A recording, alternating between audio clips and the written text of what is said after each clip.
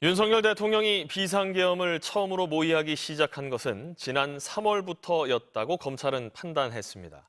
비상대권, 즉 대통령이 비상조치를 취할 수 있는 권한을 반복적으로 언급하면서 조금씩 구상을 구체화시킨 뒤에 11월경에 비상계엄 준비가 본격화됐다는 것입니다. 신수아 기자가 전하겠습니다. 지난 3월 말에서 4월 초 무렵 서울 삼청동 안가에 윤석열 대통령과 당시 김용현 경호처장, 신원식 국방장관, 조태용 국가정보원장, 여인영 국군 방첩사령관이 모였습니다. 윤 대통령은 시국이 걱정된다며 비상대권을 통해 헤쳐나가는 것밖엔 방법이 없다고 말한 것으로 조사됐습니다. 비상대권은 국가 비상사태에 대통령이 특별한 비상조치를 취할 수 있는 권한을 뜻하는데 검찰은 이 발언이 첫 비상계엄 모의였던 것으로 판단했습니다.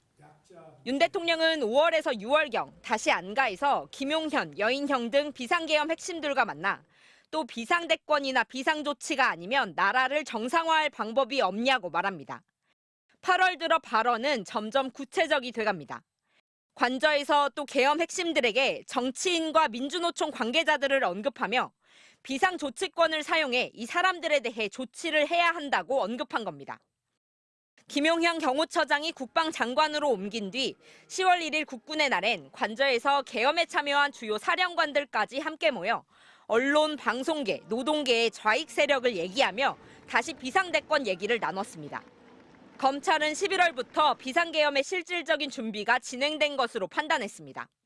11월 9일 특별한 방법, 11월 24일 국회의 폐악질에 대한 특단의 대책을 언급한 윤 대통령은 김용현 장관이 계엄 선포문 작성 등 실무 준비를 마쳐갈 무렵인 11월 30일 헌법상 비상조치권, 비상대권을 써야 이 난국을 해결할 수 있다고 강조합니다. 12월 1일 비상계엄 선포 이틀 전 윤 대통령은 만약 비상계엄을 하게 되면 병력 동원은 어떻게 할 수 있는 건지, 계엄을 하게 되면 필요한 것이 무엇인지 구체적으로 챙겼습니다. 김 전 장관이 준비한 계엄 1호 포고령에선 야간 통행금지 부분만 삭제시켰습니다.